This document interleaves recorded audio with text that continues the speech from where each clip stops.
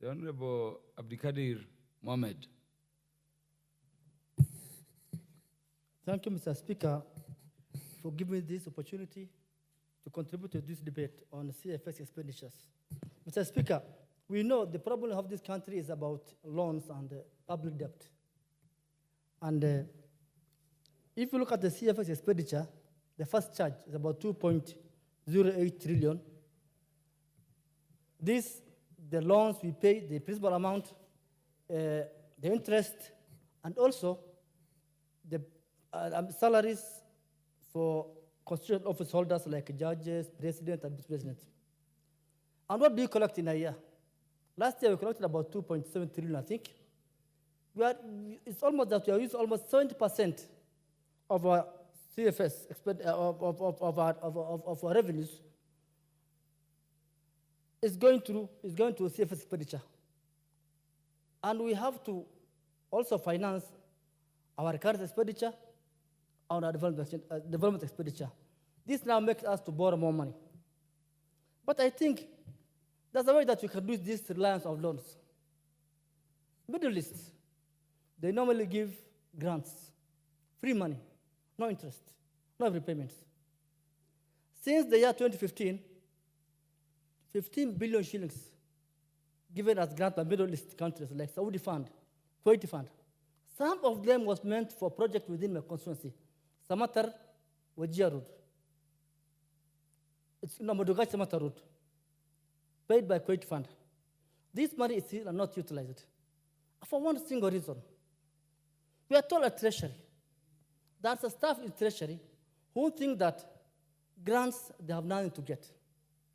They will prefer to go and borrow loans, because in loans, they get something out of it. I think I said those are economic saboteurs. So I think as Honorable Mbadi now reports to Treasury, he should deal with some of this stuff, some of Treasury staff, who are they're not processing these grants for the last 15 years, just because there's nothing in for them. I think you should deal with them ruthlessly. Secondly, Mr. Speaker, sir, last year, financial year, we closed the year with almost 220 pending bills, 220 billion shillings pending bills. And why I sit as a member of a committee, that department which had almost 20 billion pending bills for last year. And they're told that this pending bill should be the first charge for this financial year, which means this financial year, they will have their budget cut by almost 20 billion shillings. And we continue creating financial hole for our departments. So if Treasury can avoid crossing those pending bills from one financial year to another, and then telling these guys the departments to do that as a first charge, I think we'll have avoided, because it means if they have closed the year with 20 billion pending bills, it means that this financial year budget will be reduced by another 20 billion. And we are just creating another financial hole. Mr. Speaker, sir, the issue of a single treasury account, and I think my colleagues also talk about. One thing I want to add is that I think also commercial banks, once we have that kind of account, commercial banks will lose. These are the money that are lending to Kenyans. These are the money that they lend to the government. And I think what we need to do is we also need to balance the interest of the commercial bank and the interest of state.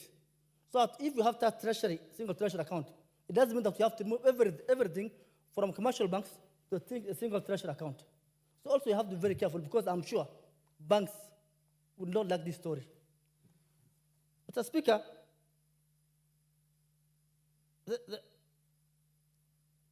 Mr. Speaker, if I go back to my point of the grants, if the government can look at the side of Middle East, I'm sure Middle East can be a very great help for us, and they will reduce our dependence on loans from China or from, let's say, Western countries.